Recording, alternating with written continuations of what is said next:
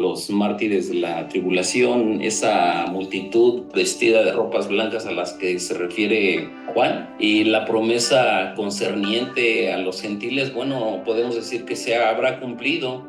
Los versículos del 9 al 17 nos dan el cumplimiento de las promesas del Antiguo Testamento concernientes a la salvación de los pueblos gentiles. Y aquí tenemos descrita una multitud que experimenta la salvación y desafía toda enumeración porque no sabemos el número. Escuchamos ahora de 144,000 la vez pasada, escuchamos de 12,000 de cada tribu, pero este grupo es incontable porque es de todo pueblo, lengua, nación, de todas las etnias, de todos los países, y el hecho de que ellos han lavado sus ropas y las han blanqueado en la sangre del Cordero certifica su salvación. Quiere decir que estas personas serán las que certifiquen su salvación en el tiempo en el que estas cosas ocurran, en el tiempo de la gran tribulación, y pues muchos de ellos gentiles de todas las naciones, a pesar de lo que acontezca, ¿verdad?, en esos tiempos tan difíciles, pues muchos creerán en el Señor. Así que este grupo que va a escapar de la furia divina, las personas que no van a ser arrebatadas, bueno, pues serán estas personas. Son los que sufrirán el martirio y por eso irán al bienaventurado descanso del cielo, donde serán preservados. Lógicamente que ya en la presencia de Dios, vivos para siempre, con vida eterna. Después de los terribles sucesos del sexto sello y antes de que se abra el séptimo sello en el próximo capítulo 8, el Espíritu Santo proporcionó este capítulo como un intervalo para que los creyentes del tiempo de Juan pudieran tomar aliento ante la persecución romana en aquel tiempo, y bueno, también para todas las edades, incluso para estos tiempos, porque en muchos países hay mucha persecución, de tal manera que los cristianos están muriendo alrededor del mundo por defender su fe, y pues hay países en Asia y en Medio Oriente, incluso en América, África, en Oceanía, muchos están pagando el precio por ser cristianos, pero también es un recordatorio de este grupo de gentes en los cuales nosotros no estaremos, porque estos serán salvos durante el tiempo de la gran tribulación. Nosotros ya habremos sido arrebatados. Es también un recordatorio, como les decía, que en medio de su ira, Dios recordará su misericordia, como dice Habacuc en el capítulo 3, verso 2. Dios se va a acordar de su misericordia, porque les había dicho yo que 19 de estos juicios, 7 sellos, 7 trompetas y 5 copas, todavía es tiempo que les da el Señor para que se arrepientan y crean, pero ya en la copa sexta y séptima, ahí ya no hay vuelta de hoja. Así que es importante saber que, en primer lugar, la salvación en la tribulación ciertamente será según el principio de la fe. ¿Cómo fuimos salvos nosotros? Por medio de la fe. Nosotros miramos al pasado, donde Cristo pagó el precio. En el Antiguo Testamento miraban hacia adelante, en el que iba a venir un Mesías Salvador. Ellos aplicaron el mismo principio. Tenemos como ejemplo a Abraham, ¿verdad?, que fue justificado por medio de la fe, así como para nosotros. En el capítulo 11 del libro de Hebreos, ahí tenemos una historia impresionante. Comienza con el versículo que dice: es pues la fe la certeza de lo que se espera, la convicción de lo que no se ve. Y todo ese capítulo declara que el único individuo que ha sido aceptado por Dios es el individuo que cree en Dios, que tiene fe en Él y que se arrepiente de sus pecados. Y el principio del versículo 6: sin fe es imposible agradar a Dios, sea en cualquier tiempo, en el Antiguo Testamento, en el Nuevo Testamento o en el tiempo de la tribulación. ¿Cómo será vivir en ese tiempo? Sin fe, pues las personas se van a perder, porque no creerán en Dios. Es el peor pecado, porque ahí pierden la salvación. Así que la fe es un principio que no está limitado a esta edad, sino que es verdadero en todas las edades. No lo olvidemos. La fe de Abraham se convierte entonces en el ejemplo del método de acercamiento a Dios, como dice Romanos 4:2, y será el método de acercamiento en la tribulación, así como lo es ahora nosotros por medio de la fe. En segundo lugar, la descripción de los salvos de la tribulación muestra claramente que fueron salvos por la sangre del Cordero. ¿Qué quiere decir? Que ellos creyeron en el sacrificio expiatorio del Señor Jesucristo, que pagó en nuestro lugar. Bueno, ellos van a creer que Jesús murió en lugar de ellos. que Él pagó el precio que ellos deberían de pagar, porque al creer ellos en Jesús, les fue imputada la justicia de Jesús a ellos, siendo que los que deberían de morir serían ellos o nosotros, pero por medio de la fe somos justificados, como dice Romanos 5:1. Justificados pues por la fe, tenemos paz para con Dios por medio de nuestro Señor Jesucristo. Ahora bien, de los judíos salvos se dice que estos fueron redimidos de entre los hombres. Ahí en el capítulo 14 de Apocalipsis, verso 4, nos dice precisamente eso. Estos son los que no se contaminaron con mujeres, pues son vírgenes. Estos son los que siguen al Cordero por donde quiera que va. Estos fueron redimidos de entre los hombres como primicias para Dios y para el Cordero. Antes de que comiencen todos los juicios, los más duros, porque ya vimos que mucho de lo que va a suceder con los primeros 4 sellos son los principios de dolores, y no va a desatarse la furia de Dios en los demás juicios hasta que no hayan sido sellados los 144,000 judíos, 12,000 de cada tribu, que serán los que estarán predicando el evangelio por todo el mundo, y por medio de su testimonio muchos otros judíos de la misma nación y multitud de gentiles se van a convertir por medio de la fe al Señor. Ahora, Israel jamás supo de una redención aparte de la sangre del sacrificio. El pueblo de Dios fue enseñado, incluso desde el mismo Génesis. Tenemos ahí, ¿se acuerdan cuando cayó Adán y Eva? Lo primero que el Señor hizo fue ir a buscarlos. A eso se le llama gracia. ¿Dónde estás tú, Adán? Ahí pregunta el Señor en el capítulo 3, verso 9. Me escondí porque tuve miedo. ¿Y quién te dijo eso? No, pues es que la mujer que tú me diste, o sea, le echó la culpa a Dios. La mujer que tú me diste me dio de comer y yo comí. Ay, pobrecito. No, ahí fue una decisión personal de él, solamente que el hombre nunca ha asumido su responsabilidad desde entonces, de tal manera que así ha sido a través de la historia. Ahora, ¿qué fue lo que hizo el Señor? Lo primero que hizo fue sacrificar unos animales para quitarle las ropas y vestir a Adán y Eva. Ellos nunca habían visto a alguien sacrificado. Ellos vieron cómo el Señor sacrificó a esos animalitos inocentes para poder vestirlos a ellos. Y eso es una muestra de lo que iba a ser el evangelio del Señor Jesucristo, porque el mismo Señor Jesucristo, en lo que se conoce como cristofanía o teofanía, fue el que les mostró eso. Y eso les enseñó que siglos más tarde, en Génesis 3:15, ahí vemos lo que se conoce como protoevangelio, cuando se dirige a la serpiente. En ese versículo le dice, bueno, el 14 dice, y Jehová Dios dijo a la serpiente, por cuanto esto hiciste, maldita serás entre todas las bestias y entre todos los animales del campo, sobre tu pecho andarás y polvo comerás todos los días de tu vida. Y pondré enemistad entre ti y la mujer, y entre tu simiente y la simiente suya. Esta te herirá en la cabeza y tú le herirás en el calcañar. Así que Dios levantó a Abraham, de ahí se formó una nación, y de esa nación se prometió que a través de esa nación, de la familia de David, iba a venir un rey, el Mesías, el Señor Jesucristo. Y eso tuvo cumplimiento de tal manera que ellos miraban hacia adelante, pero no sin reconocer que era necesario. Dios les había enseñado que se tenía que hacer un sacrificio, lo que le enseñó más tarde a Noé. Después de haber sido el diluvio, lo primero que hizo fue hacer sacrificios y ofrecérselos a Dios, después de quedar solamente 8 seres humanos en la tierra. Todos los demás, bueno, habían sido eliminados. Y pasó el tiempo. En el tiempo de Abraham también se le enseñó que por medio de un sacrificio y fe en él podían acercarse a Dios. Lo mismo con Moisés. Ahí en la Pascua, ¿verdad?, se les enseñó que por medio del sacrificio del Cordero Pascual ellos iban a ser salvados poniendo su fe en ese sacrificio que apuntaba al sacrificio supremo del Señor Jesucristo en la cruz, que efectivamente, ¿verdad?, la sangre tiene un poder extraordinario porque es un manantial invisible que no vemos, pero esa sangre derramada en la cruz del Calvario, Zacarías nos habla precisamente acerca de ese manantial que sigue fluyendo de una manera tan poderosa, porque durante el tiempo de la tribulación, dice Zacarías, en aquel tiempo, refiriéndose al tiempo de la tribulación, habrá un manantial abierto para la casa de David, es decir, para todos los judíos, para todo el pueblo judío, porque Dios va a tratar con el pueblo judío durante el tiempo de la gran tribulación en la 70ª semana de Daniel, la semana 70 que falta por cumplirse, la semana 70 de años. Cada semana representa 7 años, de tal manera que ya se cumplieron 483 años, faltan 7. En aquel tiempo habrá un manantial abierto para la casa de David y para los habitantes de Jerusalén, para la purificación del pecado y de la inmundicia. ¿A qué manantial se refiere? Se refiere a la sangre derramada en la cruz del Calvario, a ese manantial que fluye poderosamente y que nos redimió a nosotros. Así que los judíos fueron salvos por medio de la fe, poniendo fe en el sacrificio expiatorio de la sangre del Cordero.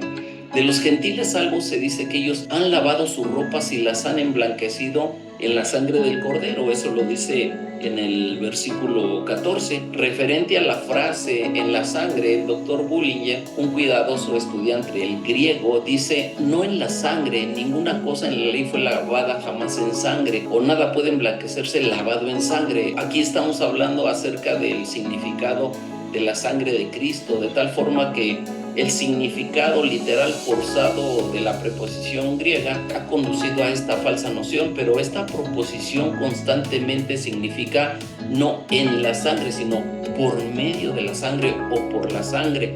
Por esa razón es importante hacer esta aclaración, porque se traduce por 142 veces y por medio de 37 veces en Mateo, en Gálatas, en Timoteo, y en este mismo libro, versículo 9, se traduce por. Aquí dice en el versículo 9: después de esto miré y aquí una gran multitud, la cual nadie podía contar, de todas naciones y tribus y pueblos y lenguas, que estaban delante del trono y en la presencia del Cordero, vestidos de ropas blancas y con palmas en las manos, y clamaban a gran voz diciendo: la salvación pertenece a nuestro Dios, que está sentado en el trono y al Cordero. De tal forma que en el versículo 14 nos dice: y las han emblanquecido en la sangre del Cordero. Así que cuando leamos este versículo que acabo de decir, versículo 14, que dice en la sangre, es por medio de la sangre. No es una buena traducción en la sangre, es por la sangre o por medio de la sangre, para que hagan esa aclaración. Incluso por ahí le ponga de a un ladito una notita, ¿verdad? Que en lugar de ir en, es por. En Apocalipsis 12 encontramos que Satanás ataca al remanente de Israel, porque tal es el significado de la mujer en este capítulo. ¿Se acuerdan lo que acabamos de leer ahorita en Génesis? La simiente de la mujer. Bueno, pues, ¿por qué creen ustedes que hay tanto odio y tanto feminicidio? Precisamente porque son las dadoras de la vida, y fue a través de ellas que vino el Hijo de Dios. Continuamente tenemos que estar orando por las mujeres, por nuestras mujeres, nuestras niñas, nuestras hijas, nuestras madres, nuestras tías, primas, y no hay que olvidarlas y pasar por alto este hecho, porque todas las mujeres caminan sobre un campo minado aquí en la tierra, ¿eh? Así que las mujeres deben ser muy cuidadosas por donde quiera que vayan, donde quiera que estén. Mientras tanto, la mujer de Dios, la hija de Dios, pues debe estar siempre lista, ¿verdad? Para orar, para clamar al Señor en cualquier circunstancia, no andando con miedo, sino con la seguridad de que Dios está con ustedes como mujeres, pero siempre con mucha prudencia. Todos los creyentes en ese tiempo, bueno, pues serán librados por la sangre del Cordero, porque según Apocalipsis 12:17, nos da la razón de la animosidad especial de Satanás, porque ellos tienen el testimonio de Jesucristo, y se dice que Satanás está irado por causa del mensaje que este remanente creyente proclama. En este tiempo, bueno, pues donde quiera que haya obra, donde quiera que se predique, donde quiera que se anuncie, ¿saben? Hay una gran oposición, hay una gran lucha. Hay dos misiones en las que estamos tratando de colaborar, intercediendo por ellas, pero ¿qué trabajo es que crezcan y se desarrollen? Una de ellas ya tiene un buen rato, un buen tiempo, y ha sido difícil ese lugar porque hay mucha oposición. Esto es solo una indicación más del mensaje proclamado en ese periodo de la tribulación, en el que pues van a enfrentar todo este tipo de cosas. Otra de las cosas que hablé creo que la semana antepasada, surgió por ahí una pregunta. ¿La salvación será por obra del Espíritu Santo? Con la identificación del Espíritu Santo como el que impide el misterio de iniquidad que nos dice segunda de Tesalonicenses 2:7, ¿quién es el que impide? Bueno, es el Espíritu Santo, porque dice Pablo a los tesalonicenses lo siguiente: porque ya está en acción. Fíjense bien, estamos hablando del siglo I, alrededor del año 50. Pablo escribe, dice, porque ya está en acción el misterio de la iniquidad. Él ya hablaba de esto en su tiempo, solo que hay quien al presente lo detiene. ¿Quién es quien detiene ese misterio de iniquidad? El Espíritu Santo, hasta que él a su vez se ha quitado de en medio. Cuando la iglesia sea arrebatada, lógicamente que el testimonio del Espíritu Santo va a tener otra forma de manifestarse, así como en el Antiguo Testamento. Ahora el Espíritu Santo mora dentro de la iglesia. Le fue prometida a la iglesia que el Espíritu Santo iba a vivir, morar dentro de ellas, es decir, el Padre, el Hijo y el Espíritu Santo, porque Dios no está dividido, es un solo Dios, Padre, Hijo y Espíritu Santo, pero Si digo que Cristo vive en mí, el Padre y el Espíritu también viven en mí. Si digo que el Padre vive en mí, que mora en mí, es porque ya recibí a Cristo y el Padre y el Espíritu moran en mí. Y si yo digo que ya recibí el Espíritu Santo, que fue el que me regeneró, el que me bautizó, el que me selló, el que me llenó en el momento de mi conversión en arrepentimiento y fe, en ese momento viene y se constituye como el Espíritu morador. En el Antiguo Testamento no ocurría eso, el Espíritu Santo venía sobre las personas, pero no estaba permanentemente en ellas. Lo mismo ocurrirá en el tiempo de la gran tribulación. El Espíritu Santo se manifestará como en el Antiguo Testamento, no estará morando dentro de ellos como la iglesia. Ahora, viene el persistente alegato de los oponentes a este punto de vista que dice que el Espíritu Santo debe cesar de obrar en el mundo durante la tribulación, pues ya no está morando en su templo, que es el cuerpo de Cristo. No hay nada más lejos de la verdad. Debe notarse que el Espíritu Santo no llevó a cabo un ministerio de residencia en cada creyente del Antiguo Testamento. Sin embargo, el Señor Jesucristo, dirigiéndose a Nicodemo, a uno que vivía conforme a ese orden, porque el Señor Jesús nació bajo la ley, vivió bajo la ley, Nicodemo también. Y entonces ahí en Juan, en el capítulo 3, dice los versos del 5 al 6, desde el 4, Nicodemo dice, o pregunta, ¿cómo puede un hombre nacer siendo viejo? Porque Jesús le había dicho, tienes que nacer de nuevo. Ah, caray, ¿y eso qué es? ¿Cómo? ¿He de volver al vientre de mi madre y nacer? ¿He de volver por el canal de parto y otra? No, eso no es posible. Jesús no estaba hablando de un nacimiento físico, sino de un nacimiento espiritual. Entonces le dice, respondió Jesús, de cierto te digo, que el que no naciere del agua y del Espíritu no puede entrar en el reino de Dios. En la primera parte, en el versículo 3, le dice, de cierto te digo, que el que no naciere de nuevo no puede ver el reino de Dios. Es decir, si alguien no nace del Espíritu, si alguien no nace por medio de la palabra de Dios, no puede ni ver ni entrar al reino de Dios. Así que, aparte de este ministerio de residencia, se dice que los santos del Antiguo Testamento eran salvos por el Espíritu Santo, aunque Él no morase en ellos de manera permanente, pero eran salvos. De tal manera que en el periodo de la tribulación, el Espíritu Santo, que es omnipresente, de tal manera que dice Salomón, que los cielos de los cielos no pueden contener la presencia de Dios. Dios es espíritu, entonces ese espíritu llena los cielos de los cielos. No hay un lugar donde no esté, a excepción de ese lugar en el que va a limitar su presencia, el infierno o el lago de fuego. Así que cuando Dios estaba tratando anteriormente con Israel, lo hizo sin un ministerio de residencia permanente. Eso cambió cuando Jesús murió en la cruz, cuando resucitó de entre los muertos y le dijo a los discípulos antes de que se fuera, es necesario que yo me vaya, porque si no me voy, el otro consolado, porque él era el primero, no vendría. De tal manera que es necesario que yo me vaya para que él pueda venir. Y cuando él venga, él les enseñará todas las cosas. Y vendremos y haremos morada juntamente con él. El Padre, el Hijo y el Espíritu Santo vendrían a morar dentro de él, lo que ocurre ahora. Muy bien, pues esa es parte de la introducción de este tema tan importante y nos acercamos entonces a los redimidos de la gran tribulación, que es el primer punto, y nos vamos a enfocar en la visión de la multitud. Escribe Juan, después de esto, miré y vi una gran multitud. La frase después de esto sugiere que el apóstol se refiere a una visión distinta de la anterior. Esta segunda visión no es simultánea con la del capítulo 7 de los versos del 1 al 8, sino que la sigue. La visión de los 144,000 sellados es diferente de la gran multitud. Los dos grupos son distintos y se hallan en lugares diferentes. El primer grupo está formado por los sellados de las 12 tribus de Israel. Estos están en la tierra y su ministerio tiene que ver con el anuncio del evangelio durante los años finales de la gran tribulación. El segundo grupo está formado solo por gentiles salvos. Estos también están en la tierra. En segundo lugar, Juan nos habla de la multitud incontable, que nadie podía contar, de todas las naciones, tribus, pueblos y lenguas. Los gentiles salvos, no se puede leer el libro de Apocalipsis sin formarse una perspectiva global, porque el énfasis recae en lo que Dios hace por todo el mundo. El Cordero murió para redimir a personas de todas las naciones, pueblos, tribus, lenguas, de tal forma que en la gran comisión en Mateo 28, Jesús dijo: toda potestad me ha sido dada en el cielo y en la tierra. Por tanto, id y haced discípulos a todas las naciones, bautizándoles en el nombre del Padre y del Hijo y del Espíritu Santo, y enseñándoles que guarden todas las cosas que yo les he mandado. Y he aquí, yo estoy con vosotros todos los días hasta el fin del mundo. Esa es, digamos, la gran comisión colectiva, toda la iglesia. Pero hay una gran comisión individual, y esa quiero que se la graben, porque esa es en la que nos tenemos que enfocar nosotros como individuos, como personas, como hijos e hijas de Dios.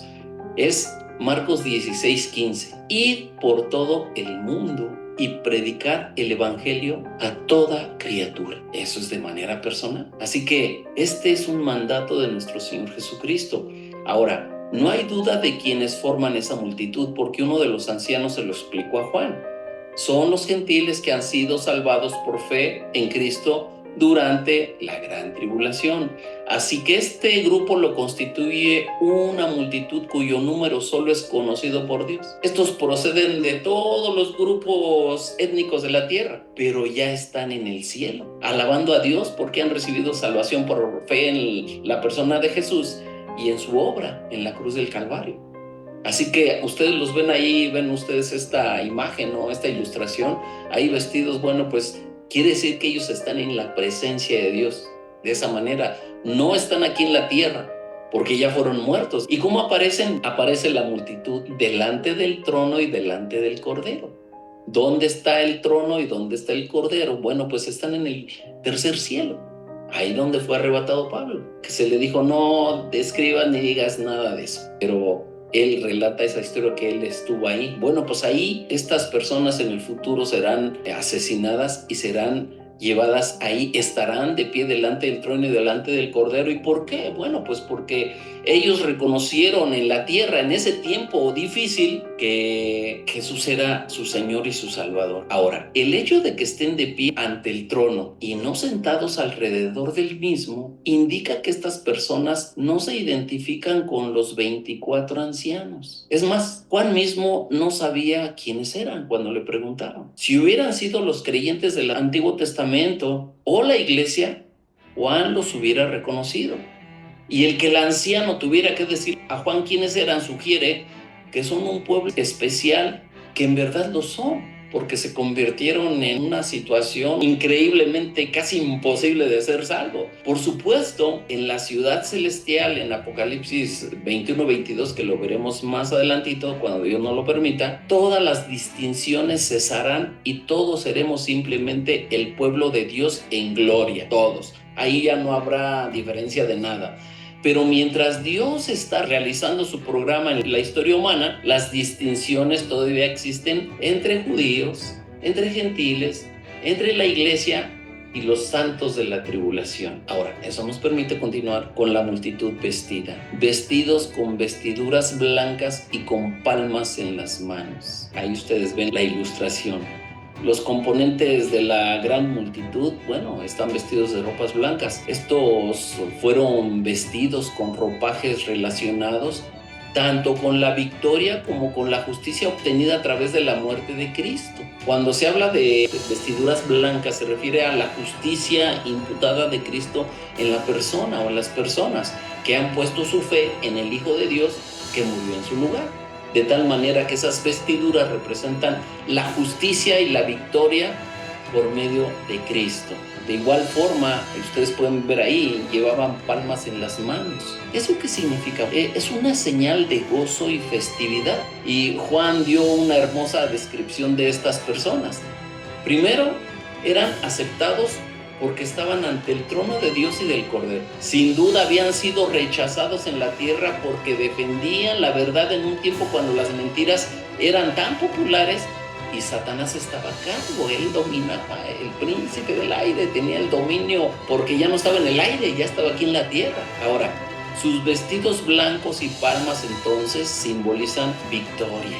En verdad eran vencedores. En la historia judía, los judíos usaban palmas en su fiesta de los tabernáculos. Vean lo que dice Levítico 23, 40, 43. Y tomaréis el primer día ramas con fruto de árbol hermoso, ramas de palmeras, ramas de árboles frondosos y sauces de los arroyos, y os regocijaréis delante del Señor su Dios por 7 días. Y le haréis fiesta al Señor por 7 días cada año. Será estatuto perpetuo por vuestras generaciones. En el mes séptimo la haréis. En tabernáculos habitaréis 7 días. Todo natural de Israel habitará en tabernáculos, para que sepan vuestros descendientes que en tabernáculos hice yo habitar a los hijos de Israel cuando los saqué de la tierra de Egipto. Y firma: yo, el Señor su Dios. Que era un tiempo especial de regocijo nacional cuando hacían esto. Ahora, en último lugar, entonces tenemos el clamor de esa multitud. Y vean lo que clamaban. Y clamaban a gran voz diciendo: la salvación pertenece a nuestro Dios, que está sentado en el trono, y al Cordero. La salvación pertenece a nuestro Dios. Qué maravilloso el saber que nos gozaremos nosotros de esa manera mucho antes que ellos, porque seremos arrebatados antes, ¿verdad? Así que los vemos aquí en primer lugar, pues vestidos con vestiduras blancas y con palmas en las manos. En segundo lugar, bueno, pues vemos que estaban gozosos, entonaban alabanzas al Padre y al Cordero, y en su adoración se les unían los que estaban alrededor del trono. Y bueno, ellos habían sido ya recompensados, tenían el privilegio de estar ante el trono de Dios y de servirle. Y cuando el pueblo de Dios llegue al cielo, habrá trabajo para hacer. No iremos ahora sí que a descansar y tocando arpitas por la eternidad. No, nada de eso, ¿verdad? Podemos servirle de manera perfecta. El Cordero nos pastoreará y nos dará todo lo bueno, como lo describe Isaías 49:10 o aún Apocalipsis 21:4, que veremos más adelante. Y a semejanza de un gran coral, proclamaban como si se escuchase una sola voz diciendo: la salvación pertenece a nuestro Dios, que está sentado en el trono, y al Cordero. Y yo agregaría: el que nos redimió y pagó con su sangre el precio de la culpa de nuestros pecados. Así que la gran multitud da testimonio del hecho que la salvación o liberación de que disfrutan ahora es totalmente obra de Dios, es por la gracia de Dios. La salvación no se puede comprar, no se puede adquirir haciendo cosas. Somos salvos por medio de la fe, pero Dios nos ha preparado obras de antemano para que anduviéramos en ellas. No somos salvos por medio de las obras, somos salvos por la obra de Cristo en la cruz por medio de la fe, pero tenemos que hacer obras, las que Dios preparó de antemano, para que estuviéramos en ellas. O sea, la fe y las obras van juntas, como dice Santiago: muéstrame tu fe sin tus obras y yo te mostraré mi fe con mis obras. O sea, los cristianos no solamente somos salvos por fe, sino también por medio de las obras, o somos salvados por fe para servir a través de las obras al Señor, de tal forma que el ser humano no contribuye absolutamente a nada a la obra de salvación. La salvación es un regalo producto de la gracia de Dios, basado sobre los méritos de Cristo, y solo se recibe mediante la fe personal en el Salvador. Y la nota principal de la alabanza es la salvación. Una salvación tan grande que no debemos descuidar, como dice el capítulo 2 de Hebreos. Leamos ese capítulo, está tremendo. Así que quienes la proclaman han experimentado una gran liberación, y que se la atribuyen a Dios y al Cordero. Ahora, ¿por qué no mencionan al Espíritu? Bueno, está implícito, porque Dios es un Dios trino, ¿verdad? De tal manera que el Espíritu siempre está presente, pero Él está siempre tras las cortinas, como los actores cuando están actuando en el teatro, ¿verdad? Hay personas ahí ayudando atrás, ahí con muchas cosas que realizan, pero están ahí presentes. No se ven porque las cortinas los tapan y solamente se ven los actores. En este caso es lo mismo, pero el Espíritu Santo está ahí porque es invisible, ¿será? Pero está ahí también participando. Ahora bien, esto nos permite continuar con el segundo punto. Ahora nos vamos a enfocar en la compañía de los redimidos de la gran tribulación. ¿Quiénes los acompañaban? En primer lugar, bueno, aquí dice: todos los ángeles de pie. Y todos los ángeles estaban de pie alrededor del trono y alrededor de los ancianos y de los 4 seres vivientes. El doctor Billy Graham escribió un libro que habla sobre los ángeles, escribe sobre ellos, y él dice que él nunca ha visto un ángel, nunca vio un ángel, pero él cree en los ángeles porque la Biblia enseña desde Génesis hasta el Apocalipsis que hay ángeles que ministran, que sirven, que ayudan, como podemos verlo en toda la historia, especialmente nos sirven y nos ministran a nosotros. Así que nosotros creemos en los ángeles no porque los hayamos visto, porque yo nunca he visto a alguno, ¿verdad?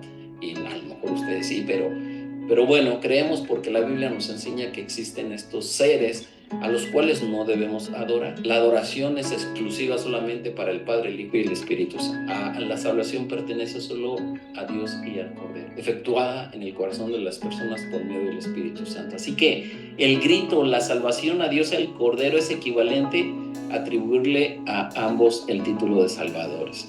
Así que ahí tenemos entonces, como les decía, a todos los ángeles que estaban de pie alrededor del trono y alrededor de los ancianos y de los 4 seres vivientes. Vamos a ver, miren, es un cuadro majestuoso, ¿verdad? Y estupendo a la vez. Hay una santa convocación delante del trono.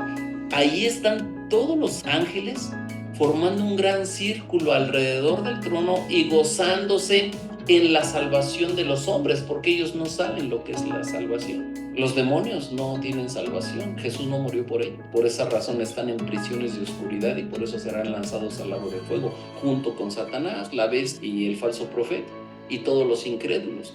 Pero vean, en primer lugar, el trono está en el mismo centro del cuadro. Ahí, esa es la visión. En segundo lugar, bueno, cerca del trono están los 4 seres vivientes. Luego, en tercer lugar, formando un círculo concéntrico, están los 24 ancianos, es decir, la iglesia del Señor, la iglesia arrebatada. En cuarto lugar, seguidamente, rodeando al trono de igual manera, se halla la gran multitud, los mártires de la tribulación. Y luego, en un círculo exterior, más alejado del trono y de pie, se encuentran los ángeles, todos los ángeles, como acabamos de leer ahí. Los creyentes incontables delante del trono de Dios no estaban solos en su adoración a gran voz, ¿eh?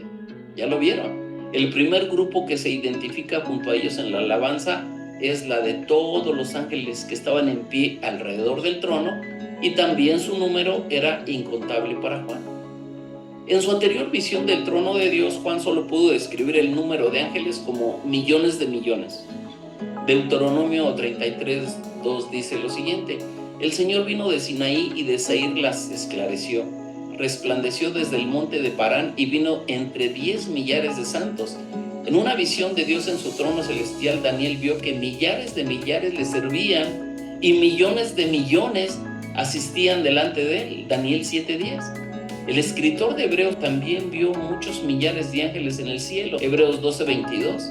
Judas, en su versículo 14, se refiere a sus santas decenas de millares, y no es sorprendente que los ángeles se unieran a los espíritus de los santos en el cielo en alabanza a Dios, ya que fueron creados con el objeto de que lo adoraran y le sirvieran. Para eso nos creó a nosotros.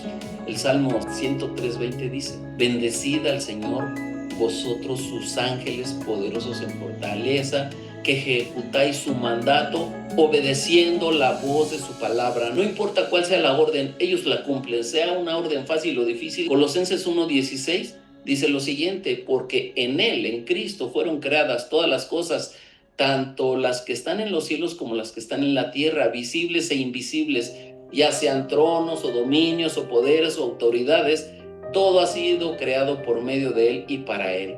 El hecho de que míseros e indignos pecadores puedan libremente entremezclarse con los inmaculados y santos ángeles es un triunfo de la gracia de Dios, que hace que los ángeles glorifiquen a Dios más aún por la salvación de todos esos que están rodeados por ellos y alabando. Y luego aquí vemos en segundo lugar cómo se postran y cayeron sobre sus rostros delante del trono y adoraron a Dios. Nadie puede estar delante de Dios parado por mucho tiempo, ¿eh? Tienen que postrarse, y postrarse implica estar con todo el cuerpo en el piso, de tal manera que ahí vemos a todos los seres que están ahí en el cielo adorando a Dios. Y no solo eso, todos los ángeles están adorando, diciendo: amén, la bendición, la gloria, la sabiduría, la acción de gracias, el honor, el poder y la fortaleza sean exclusivamente a nuestro Dios desde la creación o antes de la creación hasta toda la eternidad, por los siglos de los siglos. Amén. Que todas estas cosas, cuando las pronunciemos de nuestra boca, recordemos que la bendición, la gloria, la sabiduría, la acción de gracia, el honor, el poder y la fortaleza sean dadas exclusivamente a Dios y a nuestro Cordero, el Cordero de Dios que quita el pecado del mundo.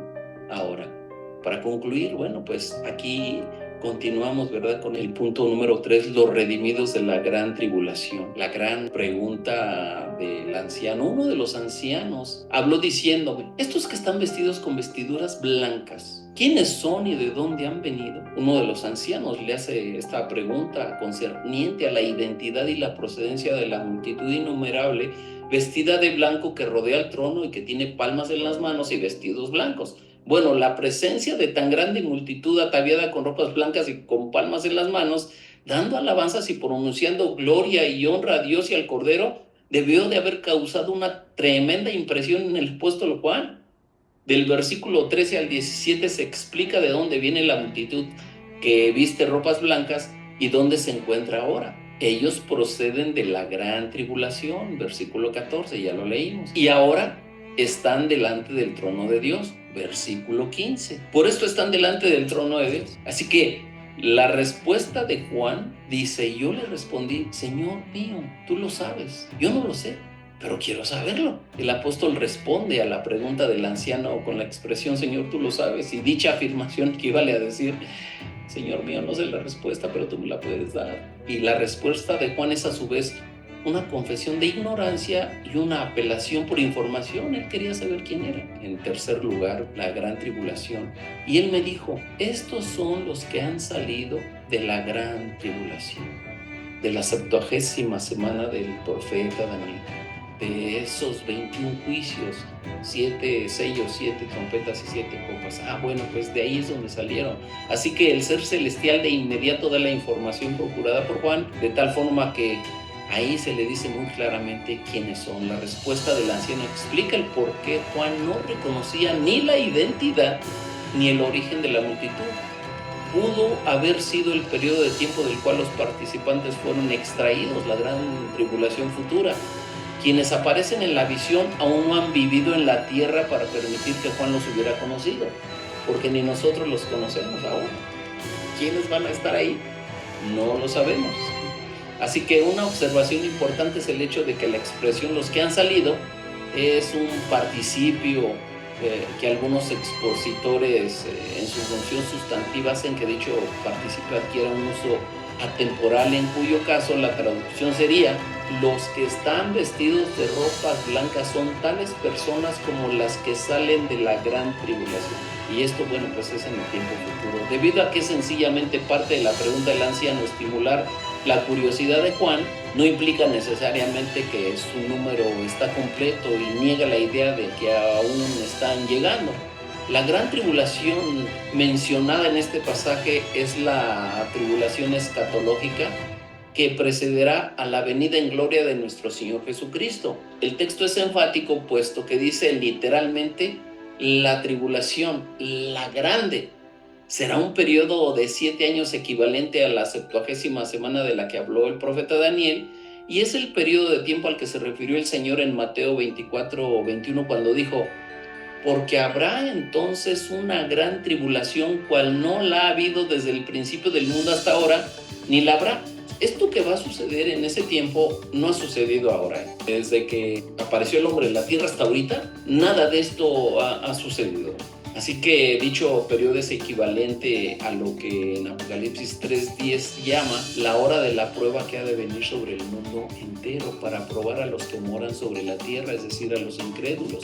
El apóstol Pablo se refiere a la misma cuestión y la compara con los dolores a la mujer encinta, ahí en Primera de Tesalonicenses 5:3, que dice lo siguiente: que cuando digan paz y seguridad, entonces vendrá sobre ellos destrucción repentina, como los dolores de la mujer encinta y no escaparán. Ahora, tampoco es correcto identificar a la multitud innumerable vestida de ropas blancas con la iglesia cristiana. Si fuera la iglesia, de cierto Juan habría reconocido a muchos de ellos, cosa que no es capaz de hacer. Así que lo más normal en consecuencia con el texto es entender que los componentes de aquella gran multitud son personas que han conocido el evangelio después que la iglesia ha sido removida de la tierra, principalmente a través del testimonio de los 144,000 sellados. Esto nos lleva al cuarto punto, la sangre del Cordero. Y han lavado sus vestiduras y las han emblanquecido en la sangre del Cordero. Esto hace recordar el uso frecuente, ¿verdad?, de un participio hebreo o un infinitivo seguido de verbos finitos. Y el mismo semitismo se ha señalado anteriormente en Apocalipsis 1:5, 1:6, 2:20. Y el paralelismo del participio con los verbos finitos sirve para enfatizar la fuerza durativa de su tiempo presente, esos que están en el proceso de salir. Aunque la gran tribulación será un periodo de intensos y severos juicios, Dios en su gracia permite que muchos sean salvos, tal como lo evidencia la gran multitud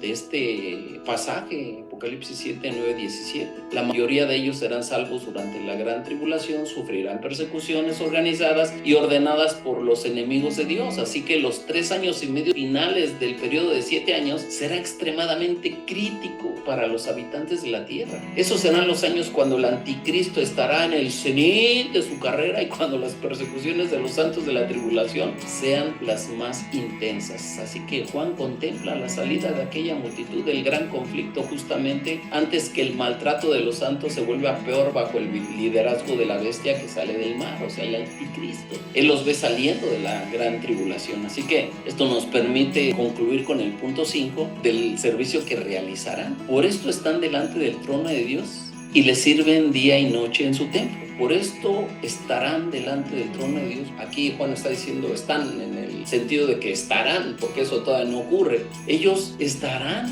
ahí porque ellos creyeron en el Hijo de Dios, en el mensaje del evangelio de los 144,000 y pagaron con precio.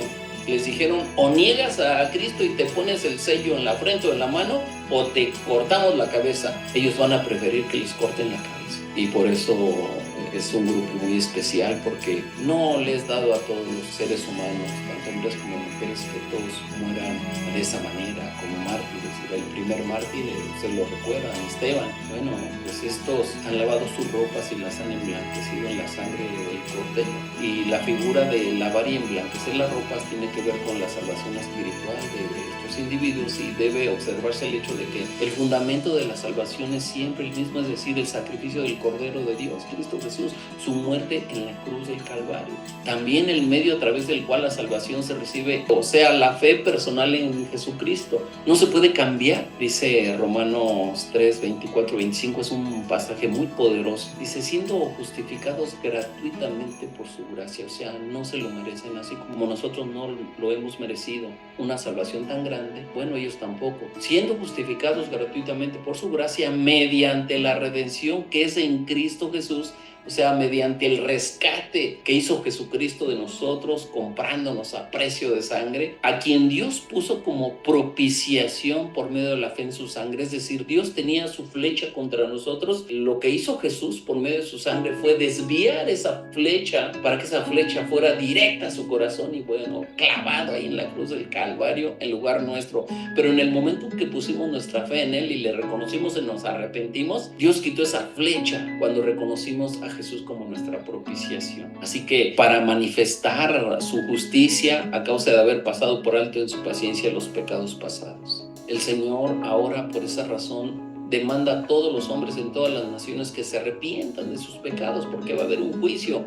Hechos 17 nos menciona eso. Y además de que pongan su fe en Jesucristo, esa es la manera como el Señor ha establecido que las personas se van a salvar. Qué importante es destacar en esta coyuntura que aquí, bueno, no hay ninguna contradicción de absolutamente nada. Estas personas están delante del trono de Dios y le sirven día y noche en su templo. La continuidad del servicio de adoración es sugerida tanto por el tiempo presente, verbos sirven, como la expresión día y noche. Debe observarse que el lugar de la adoración es el templo, lo cual sugiere un acto de servicio sacerdotal de adoración espiritual. Es importante destacar en esta coyuntura que no existe contradicción entre este versículo 7, 15 y 21, 22, donde dice: y no vi en ella templo, porque el Señor Dios Todopoderoso es el templo de ella y el Cordero. En la Jerusalén celestial no habrá un edificio designado como templo, tal como existía en la Jerusalén terrenal. El santuario templo será la inconmensurable totalidad del cielo. La presencia del Dios Todopoderoso en su plenitud, Padre, Hijo y Espíritu Santo, lo llenará todo, de manera que no habrá necesidad de que exista en el cielo un lugar determinado designado como templo. Por esa razón no hay contradicción. Por esto están delante del trono de Dios y le sirven día y noche en su templo. Por esa razón se hace esa explicación, porque el Señor será el templo de ellos y el Cordero. Aunque ahora, también para hacer una aclaración pertinente, el templo no es el lugar de,